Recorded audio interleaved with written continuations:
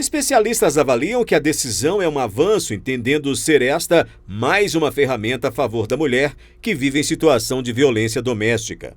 Na prática, o STJ amplia o rol de dano moral considerado presumido. O STJ ele tem uma tese fixada através do tema repetitivo 983, em que o dano moral, do ponto na esfera criminal, o dano moral oriundo da violência doméstica, ele é presumido. Então, naquela mesma ação penal em que se discute a conduta delitiva, a conduta criminosa daquele agressor, se houver pedido expresso, ainda que não tenha identificado o valor, mas está lá pedindo dano moral, o juiz pode sim arbitrar um valor mínimo, considerando que para ele já é presumido que ela sofreu o dano moral. O que acontece? E não precisa de uma dilação probatória para você demonstrar que houve aquele dano, ou a extensão daquele dano. A decisão do STJ deve ajudar a facilitar a aplicação efetiva e segura da Lei Maria da Penha, mas alguns critérios precisam ser avaliados durante a ação judicial, considerando que a reparação do dano moral poderá ser complementada em uma ação civil. Aquela vítima, aquela pessoa, parte ofendida, pode entender que aquele valor é insuficiente para cobrir efetivamente o dano moral que ela sofreu. E aqui eu estou falando de tratamento psicológico, eu estou falando de remédios, eu estou falando de talvez muito tempo, né, num ciclo de violência e que vai acarretar, inclusive, anos de trauma, de sofrimento, etc. Se aquela parte ofendida, se ela sentir que aquele valor ele é insuficiente para cobrir aquele dano, ela pode sim, na esfera civil, ajuizar uma ação de indenização por danos morais para requerer um complemento àquela indenização. Qual é a diferença? Já na esfera civil, esse dano moral, ele precisa de dilação probatória. Então, tudo, de algum modo, ela vai ter, sim, que reviver todo aquele ciclo, contar, narrar ao juiz, produzir provas. Por quê? Porque ela precisa demonstrar, na esfera civil, a extensão daquele dano moral.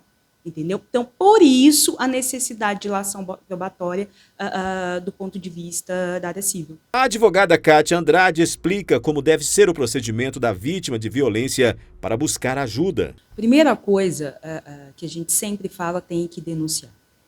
E quando eu falo tem que denunciar, eu sempre gosto de fazer a ressalva de que deve-se respeitar o tempo da mulher em situação de violência. Muitas vezes ela não vai denunciar no primeiro momento, ela não vai denunciar na segunda, terceira agressão, mas ela tem que ser estimulada a denunciar, porque ela tem que ter consciência de que ela está sofrendo, ela está vivendo num ciclo de violência e tem que romper aquela dependência que ela tem. Mas em denunciando ou em querendo romper aquele ciclo de violência, se for uma situação de flagrância, uma situação de emergência, é o 190. Se, por exemplo, tem algum vizinho ou algum conhecido que sabe que alguém está vivendo numa situação, alguma mulher está vivendo uma situação de violência e ele não quer se identificar, ele pode fazer essa denúncia pelo número 180. Nós temos, inclusive, delegacias virtuais que isso pode ser feito, esse tipo de denúncia. Mas no caso da vítima, por exemplo, não é uma situação de flagrância ou não é uma situação de emergência, mas ela quer representar, ela quer romper com aquele ciclo, ela pode fazer o boletim de ocorrência e representar esse boletim na delegacia de atendimento à mulher. Aqui em Patos, por exemplo, nós temos a delegacia ali na Rua Carajás. Né? E, obviamente, depois que ela representar, a delegada vai requerer a medida protetiva e dentro de 48 horas o juiz certamente vai deferir, né? Porque hoje a gente também não precisa da dilação probatória quando essa medida é requerida. A palavra da vítima hoje tem uma força e tem que ter, porque a gente sabe da dificuldade que é para uma mulher tomar essa decisão de denunciar, e a partir daí ela pode simplesmente apenas requerer a medida protetiva ou ela pode sim também representar com relação às agressões que ela sofreu.